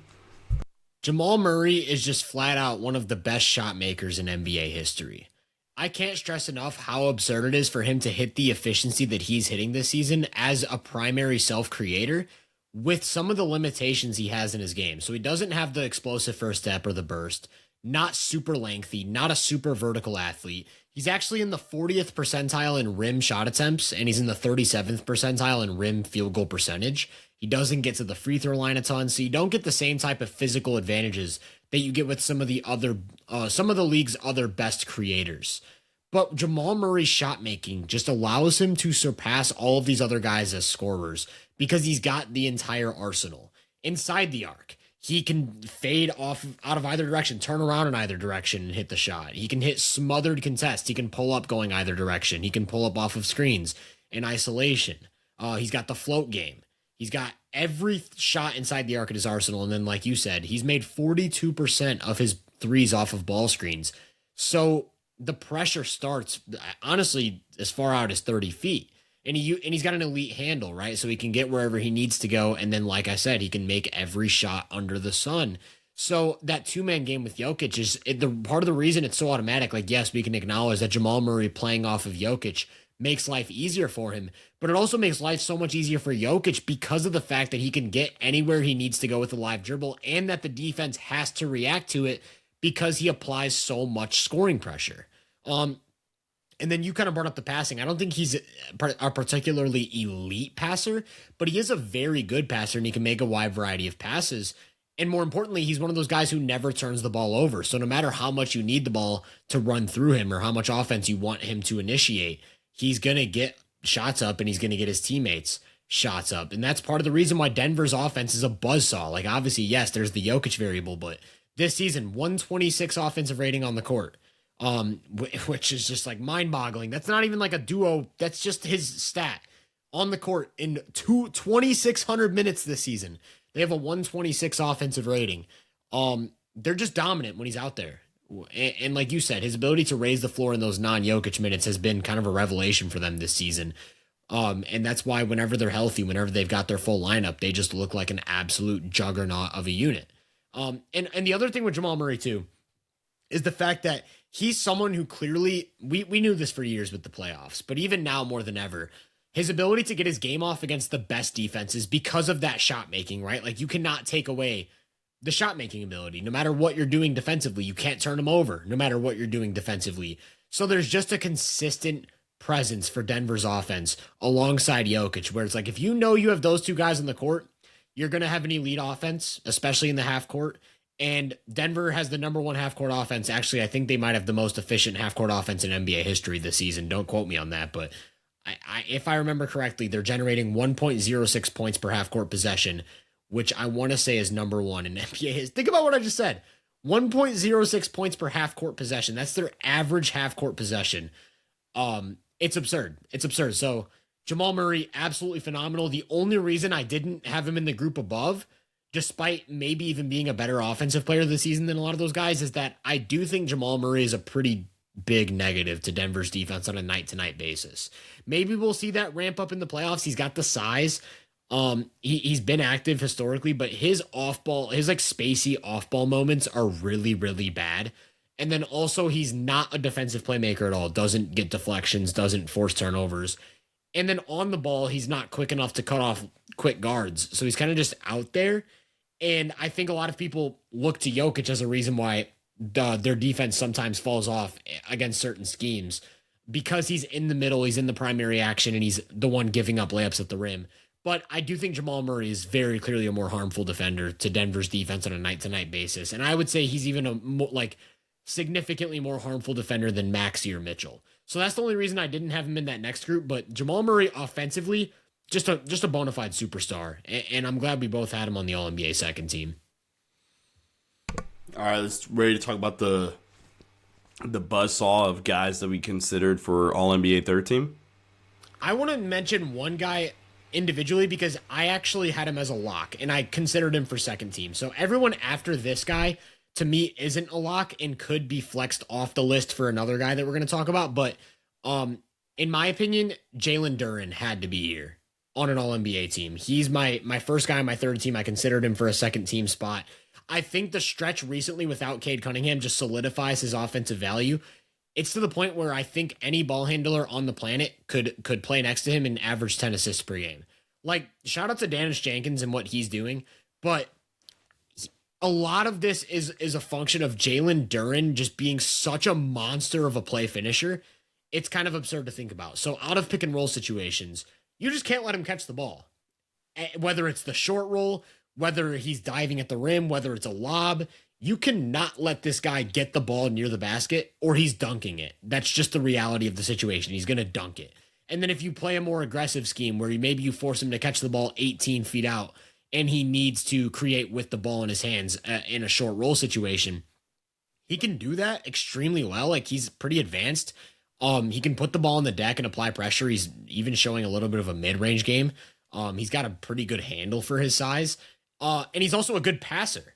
So he can connect the offense out of those spots. And if you're going to give him advantage situations, you're just not going to have a good defense because Jaylen Brown can and will destroy those situations.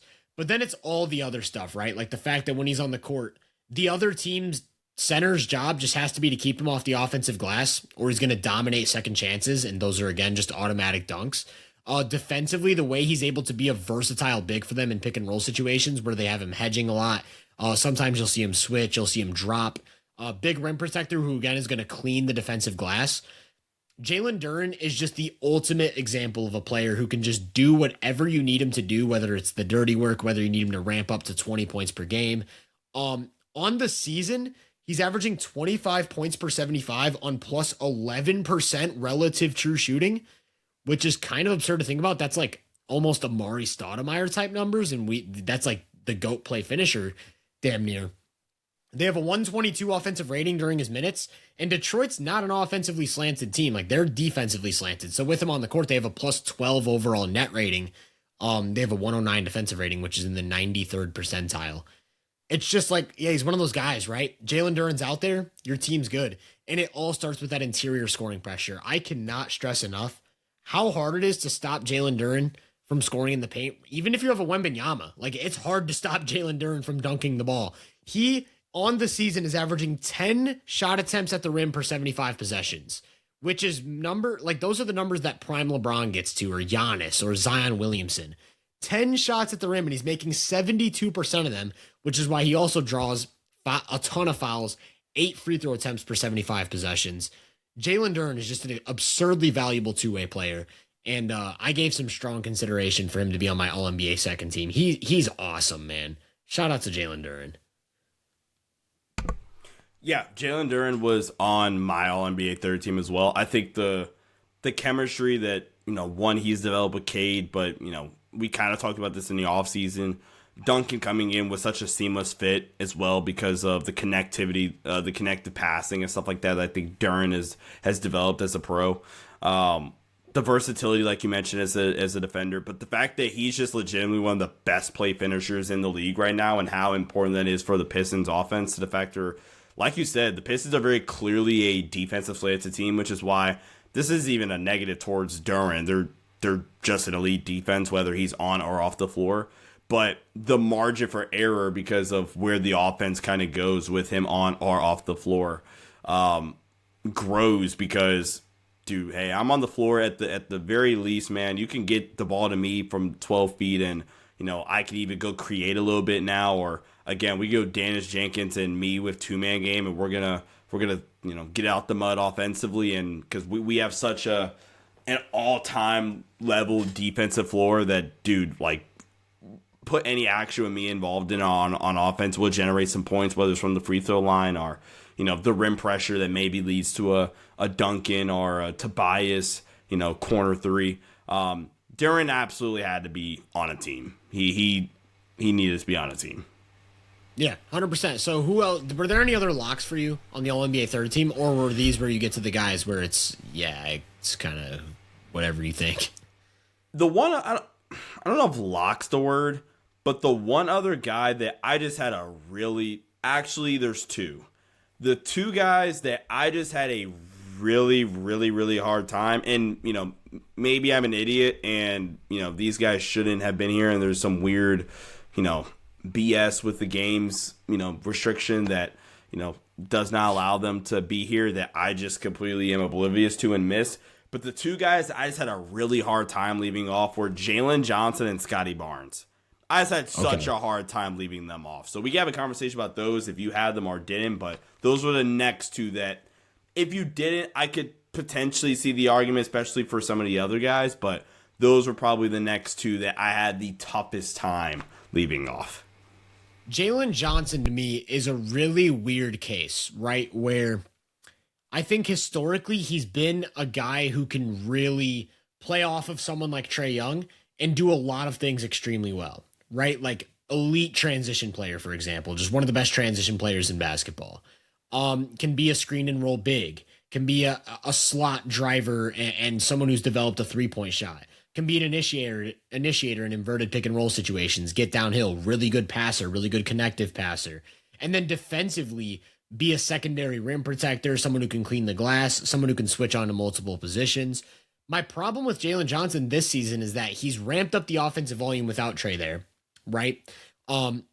He has to be the initiator for most of the offense. He handles the ball a ton. And I don't think that's his optimized role. I think he's better as a connector and as a play finisher who also then handles the ball in certain situations. And then with that added offensive load, the defense just failed to exist, right? Like he was not an awful defender, but no longer an impact defender. The secondary rim protection wasn't felt to the same degree. The off-ball activity wasn't there. He wasn't really stopping anyone from getting around him in space. So it just felt underwhelming from an impact standpoint, despite the fact that on offense, he's lighting up the box score with this 23, 12, and 8, or whatever he was putting up pretty consistently. Where it gets weird is ever since they got CJ McCollum, he's kind of turned into that initiator, and we've seen Jaylen Johnson back in the, like, I think a more optimized role for him where he's playing off the ball more defensive activity. A lot more of his offense is coming in transition, for example. But they've only played bad teams during this stretch, and they've blitzed those bad teams. Don't get me wrong. They've just absolutely obliterated the league in the last month, but it's been just very bad teams. And so against top 15 teams, the Hawks with Jaylen Johnson on the court have a -4 net rating, but against bottom 15 teams, they have a +9 net rating. And so it's like, I don't know what to do with that. I don't know what to do with the fact that they just aren't really competitive with good teams when Jaylen Johnson's out there. And then how much of that is a result of the fact that the situation isn't ideal because, like, yeah, they don't have a great offensive structure. They don't even have a great defensive structure, I don't think. So maybe Jaylen Johnson's overtasked. Maybe that's a good point in favor of him. But I will say, one thing I will say is the Hawks dominate the transition game, right? Like that's where they make their money. They are really good at limiting opponents in transition and then getting out themselves. And I do think a point in favor of Jaylen Johnson is his ability to add to Atlanta's greatest strength, right? Like the fact that they're going to win the transition game is in large part thanks to the fact that Jaylen Johnson is a one-man transition offense kind of cut from the same cloth as a guy like Giannis. So it's tough, right? He's one of the best passers at his position. He's one of the best finishers in the league. He's going to get to the free throw line. He can space the floor at this point. And he's one of those guys who, like Chet Holmgren, spaces the floor in a variety of ways because he's a lob threat and a shooting threat and a connective passer, someone who's going to slash off the catch, all that good stuff. So the cumulative value is there on offense for sure. I just don't know what to make of the defense, and I don't know what to make of the fact that he hasn't been in an optimized role for most of the season. His on-ball percentage went up, to your point, went up by 8% from this year to last year. Which, you know, a lot of that's because of Trey, but and the Trey stuff. But the difference with him kind of being tasked to do a lot more for them offensively. Like you said, he's a really, dare I say, just advanced passer for his position. But the defensive value, again, that'll be the argument against him. Scotty, I feel like we're gonna be on the same page with Scotty. Yeah, we are. Okay. Jalen Johnson. So I'm not gonna reveal where I had Jalen Johnson just yet, because I did have him in that kind of like category of like maybe he's on, maybe he's off. Scotty Barnes for me was close to a shoo-in. He's a guy who just does so many things extremely well. I talked about the ability to contribute to your team's greatest superpower. We've talked plenty about the impact of winning the margins, specifically two categories: the transition battle and the turnover battle. We've talked about how that determined a lot of last year's playoff winners. Toronto's the one team that dominates those categories. They're a +9 in the transition and turnover combined differential. So they don't allow teams to score in transition. They're great at getting transition themselves. They don't turn the ball over, and they force a lot of turnovers. And Scotty Barnes has an impact in every single one of those areas because he's a great transition player. He has looked, I'm not going to say the word, I'm going to say it, Magic Johnson. He's like very Magic Johnson-esque playmaking in transition over these last few games, where he's averaging like 12 assists in the last 2 weeks or whatever it is. Just very, very high level transition offensive engine. And then the fact that, yeah, he's not a high turnover guy. His length is everywhere on defense, and he is straight up one of the best defenders in the league. He's going to probably make the all defensive first team. 1 through 5 switchability, can be your primary rim protector, gives you lineup flexibility at the 3 through 5. He can be your primary point of attack guy if you need it. Absurd length, absurd agility, really strong, just an incredibly sound overall versatile defender. And then on offense, like I said, transition offensive engine, super good connector, a really good mid-range game, going to put pressure on the rim, going to get to the free throw line a little bit. The question is, how much half-court creation does he really have? Like, how much do I trust him to be my lead half-court creator? And then also, he's not a floor spacer. So you need other half-court creation around him. You need floor spacing around him. And that kind of strips away from the two-way tag. And I think that brings us back to the value of lineup construction and the ability to make your team easily able to construct elite two-way lineups. Think about Scotty for a sec. He's an elite defender. There's no question about it. But because he needs half-court creators by his side and he needs shooters by his side, that then forces Toronto to play lesser defenders on the court, which then strips away from his defensive value. You can never really separate offense from defense. That's why the two-way player thing is always really interesting to me. Like Steph Curry, for example, we've talked about. Someone who you can put elite defensive lineups around, and he doesn't need offensive talent really on the court besides connective passers. So then that adds to his defensive value because the team gets better defensively with him out there. I think Scotty's offense strips away from his defense just a little bit, even though he is still adding offensive value. I think Scotty is a two-way player, though. I think he's an elite defender. I think he adds value offensively. And I think he's the best player in Toronto by far. A team that's pretty good. And he directly influences their greatest strength. It's a pretty easy All-NBA case for me, pretty standard. I think he had to be on the third team. I think another player that I wanted to talk about was James Harden. Yeah. And I have James Harden on my All-NBA third team list. I think the argument for Harden, one, just the fact that he is still in 2026. Look at the unction we got going on, man. The fact that in 2026, with him on the floor, you're still going to generate this elite, damn near all-time level offensive, indicator. With the 123 offensive rating on the floor on the floor in Cleveland so far this season. When he was with the Clippers, they had a 120 offensive rating with him on the floor, and they were 5 points better with him on the floor offensively. I think that number is pretty similar to what it is with Cleveland as well so far this season. If the pick and roll score, the pick and roll decision making in general, he's obviously just one of the greatest pick and roll isolation and just self created scorers in NBA history. And the fact that on pick and roll since joining Cleveland, the fact that he is a 92nd percentile isolation score and a 94th percentile pick and roll score in 25 games he's spent in Cleveland is just asinine, to be completely real with you. The shot making, the playmaking, that I think the argument for Harden is the fact that he has such a ridiculously high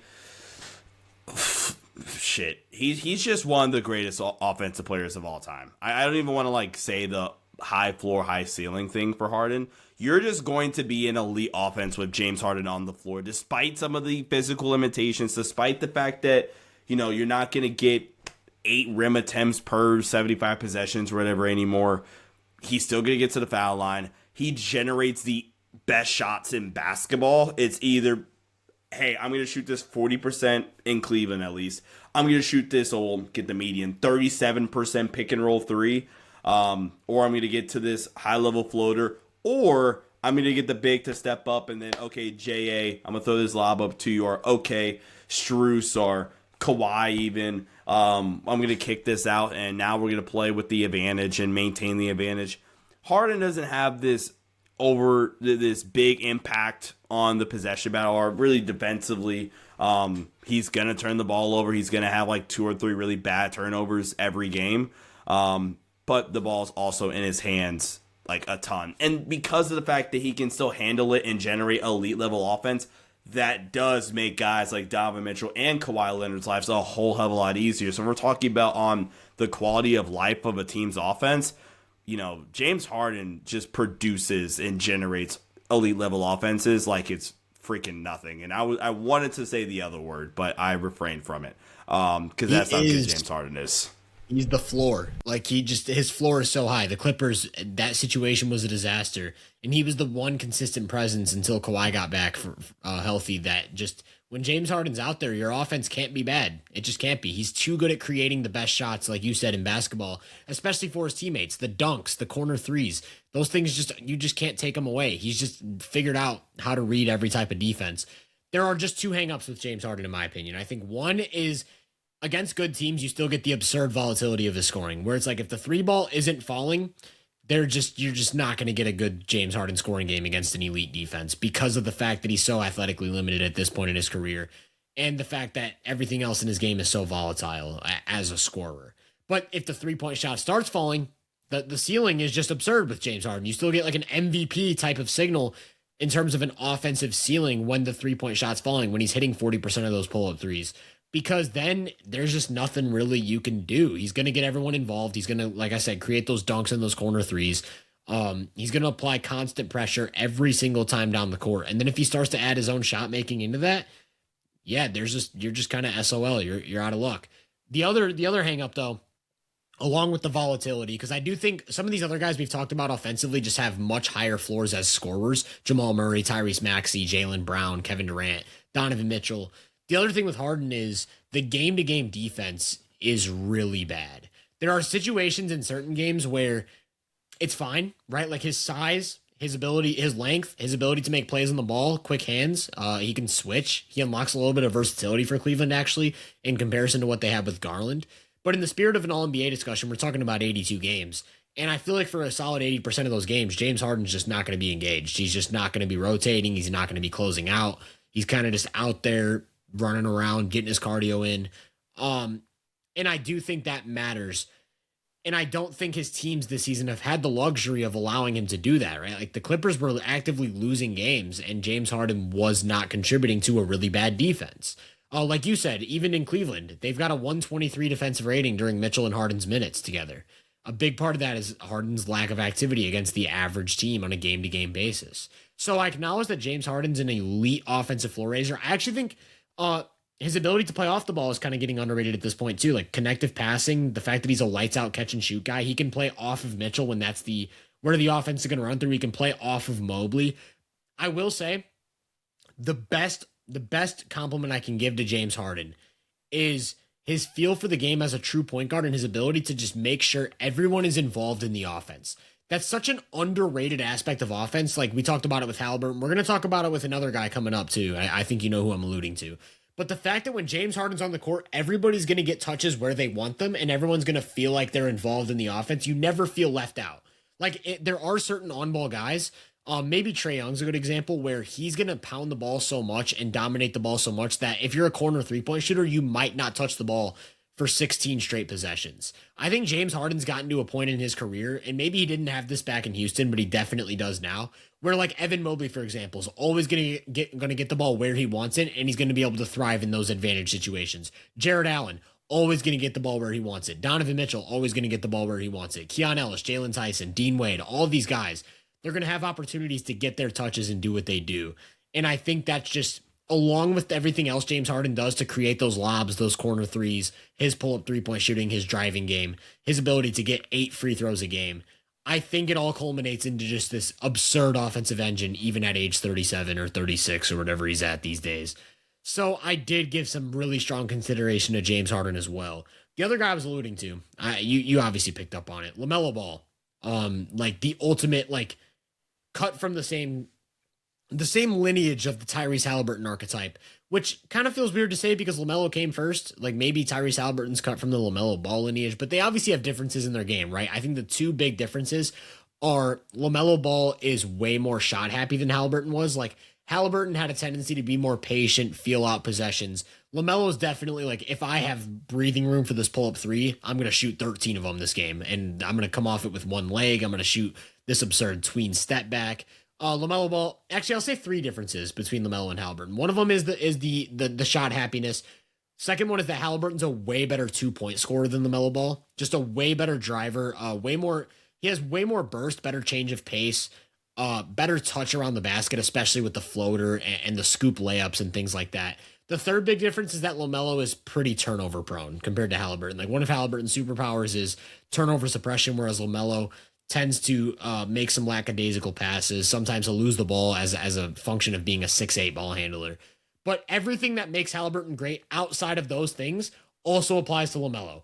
Constant three-point pressure, constant pull-up three-point pressure, the ability to play with or without the ball seamlessly and still improve possessions with your movement, with your spacing, all that stuff. The fact that he's going to get off the ball quick in every single situation, like as soon as he feels 2 on the ball, instantly hit Knipple in the short roll or move it to Bridges. As soon as he recognizes a mismatch, skip the ball to the corner, exploit that mismatch. Just always quick to get off the ball and improve possessions, never pounding the ball into the floor unless he has a mismatch to attack one-on-one. And then the other side of it is just LaMelo's the 3rd, 4th best passer on the planet. Dare I say 2nd or 3rd best passer on the planet? Like his interior passing, especially between the ability to hit tight windows, the ability to the willingness to take every single risk and never pass up an opportunity while still keeping the turnovers below like 4 or 5 a game. And then the creativity, right? Like LaMelo will try anything and he will do anything. And I just think that has so much value. And that's why Charlotte this season with LaMelo on the court has a 126.4 offensive rating. In 1,700 minutes, a 126.4 offensive rating. They have a team true shooting percentage of 61%. They're an above average turnover team with him out there. They are like the best offensive rebounding team in basketball. LaMelo Ball just does so much on offense for them. With him off the court, 112 offensive rating. They drop down to 56% true shooting. They become the worst turnover team in basketball. LaMelo is their offense, essentially. He is the system in Charlotte, and he makes them, they've been the number 1 offense in the NBA for 5 months now, and that is a function of LaMelo's value. He has, I think, the biggest offensive on-off swing in the entire NBA, and that includes guys like Luka, Jokic, Shea. Like, I'm pretty sure LaMelo's first in offensive on-off swing. And then on defense, obviously there are serious limitations with LaMelo. At the very least, I do think the game-to-game activity is there. I think the buy-in is there. He's good at using his length to make plays on the ball. He does influence the turnover game pretty well. So I think LaMelo has enough value on defense to look at the offense, and I actually did end up having LaMelo on an All-NBA team. I think the offensive value, and I think it really makes us think about these things beyond the box score, right? Like if you look at LaMelo's stats, -4% relative true shooting, shooting 57% at the rim, which is in the 10th percentile, doesn't get to the free throw line. His true shooting percentage on drives is 47%. He's shooting 39% from mid-range. The efficiency as a scorer just isn't there. but he hits the pressure points as a scorer. He makes the defense react, and then he makes every right read as a passer, and he's just one of the best passers, honestly, we've seen in a very long time. So the offensive value is there. He's the system. Shout out to LaMelo Ball. Shout out to Charlotte. I did have LaMelo on my All-NBA third team. LaMelo Ball is just really, really good. Yeah. I you said literally everything I would have said. For a while, I think I don't want to come off as the previous LaMelo Ball hater, but for a while, like the best compliment I could give LaMelo Ball was like, dude, he's just not named Steph Curry, the most creative player in the league, and that is a really good compliment. I don't want to like sell myself short there, but he's just legitimately a guy that impacts winning now at a really, really high level. And if we're going just simply like in terms of like offensive EPM, dude, he generates a signal, and we already kind of talked about this with the impact on off stuff, but he's legitimately like in the Jamal Murray echelon, or kind of like scratching that tier of offensive caliber player, because despite the fact he has a negative 4% true shooting percentage, despite the fact he's like a 52% finisher or whatever at the rim this season. Despite all that stuff, like you said, the impact that LaMelo Ball, good grief, has on his team's offense is just absurd. Khan's awesome. Brandon Miller's had a great year. Moussa Diabate impacts the possession battle. One of the more underrated. Well, I don't even know if he's underrated anymore. I feel like a lot of people have woken up to Moussa Diabate. Kobe White's a freak in transition and unlocks a lot of other like small nuanced stuff for their offense. But LaMelo Ball is the engine that kind of makes that whole thing go. So I don't know. It's tough. I don't feel good, and I'll probably change my list ultimately at the end. I'm sticking to what my 3 locks I had, though. In the spirit of offense-centric players who don't add value defensively, this was the guy I struggled the most with. What did you do with Jalen Brunson, and how do you feel about his season? I don't know, man. This is such a weird year for Brunson, for the Knicks as a whole. I think the fact, number one, that they're marginally a better offense with Brunson on the floor. His on-off is -3. It's mostly because of the defense of the line able to construct. I'm actually curious, now that I'm looking at it, what the on-off is with Cat. Cat, registers a better on-off than Brunson. I would imagine just because of some of the lineup stuff, but still. In a vacuum, right? In a vacuum, Jalen Brunson still maintains a lot of the same qualities that you would typically expect from Jalen Brunson: the isolation creation, the fact that he is he impacts the possession game because of the fact that he's a low turnover frequency guard. I just said that in the most complicated ass way possible. That's how we're 2 hours in. He's a turnover averse guard with the isolation capability. He's going to get to the free throw line. He's going to put pressure on you from behind the arc. I just honestly don't know what the hell to do with Brunson and anybody from the Knicks this season, because they've had individual stretches. By the way, Brunson still registers as a 80th percentile self-created scorer in both isolation and in pick and roll stuff. I don't know, man. I genuinely don't know what to make of this season from Brunson. Just such a weird year from Brunson. Yeah, that's such a cop-out. I don't know what to do. I obviously considered Brunson. In terms of his efficiency, is actually slightly down from last season. I think it's 3% down for looking at relative true shooting percentage. He's one of the guys I considered. I just don't know what to do with him. Yeah, he's a weird player. It's weird because it feels like his impact has been very different this season from last, but it really hasn't. A lot of the signals are the same. They've actually been 3.5 points better with him on the court this season. Not in terms of on-off. I mean, just the net rating from last season. They were +3 with him on the court last season. They're +7 with him on the court this season. Like you said, his efficiency is slightly down, but the volume is still there. His points and assists are about the same. His turnovers are about the same. The team's offense is actually better. He's getting to the mid range more. It's weird. It's weird because like it just doesn't feel as impactful. And maybe some of that is the new system, or maybe there's something in Brunson's game that just isn't like as effective as it was last year. I don't know, but Brunson's a weird player because I do think he's another one of these guys where all of the values coming from offense. Maybe the worst defender we've talked about, like maybe even a notch below Harden. I don't know. What do you think of Brunson's defense? Maybe that's where I want to start because that's kind of what the deciding factor for me is. Like, I don't know where to land on his defense because I think there are some redeeming qualities. Like, I think positionally he's pretty sound. I think he's relatively active.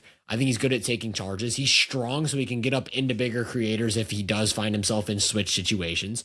But he's one of those guys who every single lineup he's a part of just can't defend. And it's like, is there something else going on? Like, he's not someone who's going to force turnovers with his hands. He's really limited physically. He's tiny. He's just straight up tiny and he can't get off the ground. So I don't know. Their starting five has a -2 net rating. They get outscored with their starters on the court. The past 2 years, they've had like a negative net rating in almost 2,000 minutes, which is absurd. Yeah, it's like, what do you make of that? Like, is that really that much of a Josh Hart stat? Is it really the combination of Brunson and Cat that makes it so bad? I don't know, man. I really don't know what to do with this, but it's weird because I do think Brunson is still one of the best offensive players in basketball. I think he's very versatile offensively. I think he can play with or without the ball. He can really dominate the ball without turning it over.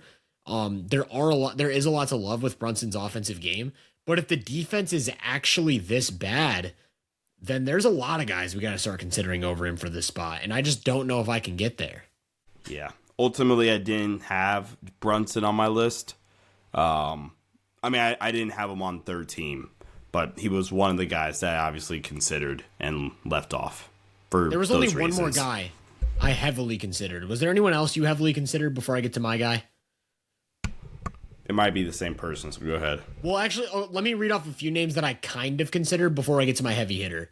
So I have two names. I have two names. I missed one. So I have two names that I very heavily considered. The others are that I kind of considered, but ultimately didn't have on my final cut are Rudy Gobert, Denny Avdia, Karl Anthony Towns, Alperen Şengün, Bam Adebayo, Pascal Siakam, Kon Knippel. I did consider Kon Knippel, so shout out to him. A rookie being considered for all NBA is kind of crazy.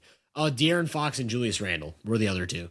So the final two that I had in strong consideration, they're actually on my third team right now because, like I said, I have 8 people on my third team, were Derek White and Evan Mobley. And it's kind of a similar argument between both, where it's, I'm so impactful defensively for a really good team that needs me defensively. And then also I have these offensive skills that contribute to winning on that side of the ball. So the cumulative impact, it's kind of like a reduced argument of what we talked about with Chet Holmgren, where Derek White, his influence on the turnover battle, his influence on their transition defense, his influence on their spacing with his volume 3-point shooting, his ability to handle the ball and make a wide variety of passes is super valuable. Like, he's been a huge part of why Nemish Kato's had so much offensive utility this season. And then he's the ultimate, you can do anything you want with him defensively, where it's like, he's our point of attack guy. No, he's our low man. No, he's at the nail. No, we actually want him pre-switching onto the screener and unlocking some versatility that way. He can do everything defensively. And then the floor there is, he's one of those guys, like I talked about how they have like a +16 net rating when Jaylen Brown's on the bench against bad teams. A lot of that is Derek White coming in and just providing a floor. But then there's also his ability to get his game off against good teams. Like against top 10 defenses, he's averaging 20 points a game on like 55% true shooting. That's not bad production, especially considering his shot diet. So Derek White is someone I considered. Did you consider Derek White at all? Derek White was my last guy. Yeah. So you tell me where you stand on Derek White, unless it's just what I already said. It's the impact. It's the fact that the versatility on both ends of the floor. You can use him as a screener. The connective passing, the gravity he still creates as a 3-point shooter. He's an impact demon. Like the fact that he shoots 32% from 3, but like his on off is +11 is absurd. And every major, like, dude, LeBron, I think, has him as a top 10 player in impact in terms of impact this season, which is just nuts. Especially considering, like, you know, the fact that he's not this elite level scorer or, statistically hasn't shot the ball really, really well this season. If we're looking at, man, there was one other one that I knew I was looking at as well. It's really just the impact. He's impact king. So Derek White was the guy that I that ultimately had. So my 5 for third team, I'm just gonna stick to it, not make any changes. Even though the one change I would make would probably be LaMelo Ball getting on here somehow. My All NBA third team was Harden, Derek White, Jalen Johnson, Scottie Barnes, Jalen Durant. Okay. I didn't really make the case for Mobley. I think Mobley, he's made 2 really important improvements this year. They've got him the ball more, right? Like, he's been handling the ball a lot more than last year. They've given him more offensive primacy. Some of that was out of necessity with Ty Jerome leaving and Darius Garland being hurt and all that, but a lot of it is just they're continuing to develop his game. And he cut down his turnovers quite a bit despite handling the ball more. And then also his mid-range game got a lot better. So I do think you have this nice kind of just well-rounded Evan Mobley offensive game at this point, but I actually don't know how much it moves the needle because he's not really an advantage creator, right? Like, when the ball's in his hands, it's pretty much going to be, I'm going to score, or I'm going to miss a shot, or I'm going to not create anything and then kick it out for a reset. And it's like this really weird, like, I don't know how valuable that is against a good team. I don't know, like, what the signal on that is, because yeah, there's value in his ability to score the ball efficiently, especially as a play finisher. But, like, that's a pretty replaceable skill set. So if we compare it to just a replacement level offensive player, I don't know, like, for example, I don't know how, is Evan Mobley a more valuable offensive player than Jared Allen? I don't know. Just because Jared Allen is like an S tier play finisher, pick and roll big, whereas Evan Mobley is like B to C tier and a lot of these other skills, and then also a good pick and roll big. So I don't know what to make of that kind of weird difference. But obviously the argument for Mobley is that he's still a top tier defender. In addition to the fact that he is at least somewhat positive on offense. I think I would go Derek White over Mobley if I were doing it that way, just because I think Derek White does have a more meaningful offensive impact, especially in Boston. Derek White is tough because how do you separate the player from the situation, right? Like, we're trying to estimate on-court value, but how much of Derek White's on-court value is a function of the way Boston plays, and what would that look like if he was in Atlanta, for example, instead of Jalen Johnson? It might look great. It might look amazing, but we don't know that. And that's kind of where my head's at in terms of why it's so tough. I'm actually going to... Jalen Brunson's the one I just don't know what to do with. So my third team right now is Jalen Durant, Scottie Barnes, and LaMelo Ball. Those are the 3 I have on my team. I can't decide between Brunson, Harden, Jalen Johnson, and Derek White. I think I'm going to give the nod to Jalen Johnson. I think I'm going to give him some credit for, like I said, not being in an optimal role at all and kind of having to dominate the ball and do a lot of these things.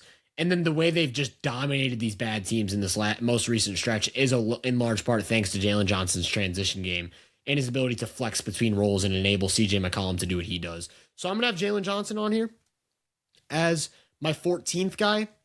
And the last spot I think I'm going to give to... I don't know, man. Jalen Brunson, James Harden, or Derek White. Just 3 completely different players. I think I'm going to go with... Help me out here, dude. Help me out here, man. I need you to make an argument for me. Well, I have 2 of those guys on my list. The one difference I think we have so far is that you have LaMelo on yours and I don't. I don't know, man. I mean, just do Derek White because that's so on brand. There's my aggressive pitch. I can't be the only one that have Derek White on All NBA. There we go. There is my pitch. I'd probably be the only person in the land to have Derek White on my All-NBA team. I'm going to give the nod to James Harden. I'm going to give it to James Harden. I'm really thinking about the comparison between Harden and Brunson. I think with me not knowing about Brunson's defense and how he has a very strong negative signal in comparison to Harden. Actually, I'm putting Derek White on my All-NBA team. We're doing it. Screw it. Derek White is making the All-NBA team over James Harden and Jalen Brunson. Fight me over it. Sue me. I already know I'm going to make the masses mad with that one. It probably will not be getting posted on Twitter because I don't want to deal with that. But Derek White is going to be my third team All-NBA guy. So let's go ahead and run through the teams. So my first team, actually both of our first and second teams, you don't even have to read yours. Our first teams were SGA, Jokic, Wemby, Kawhi, and Donovan Mitchell. Our second team was Kevin Durant, Jaylen Brown, Tyrese Maxey, Chet Holmgren, and Jamal Murray. My third team was Jalen Duren, Scotty Barnes, LaMelo Ball, Jalen Johnson. Hang on. I'm looking at it again. I cannot pick anyone. We're staying with Derek White. And Derek White. So Jalen Duren, Scotty Barnes, LaMelo Ball, Jalen Johnson, and Derek White. Sean, who's your third team? My third team was Jalen Duren, Jalen Johnson, Scotty Barnes, Derek White, and James Harden. You had Derek White? I said that. I said Derek White was my last person. See? That's how you know we're in here way too long, dude.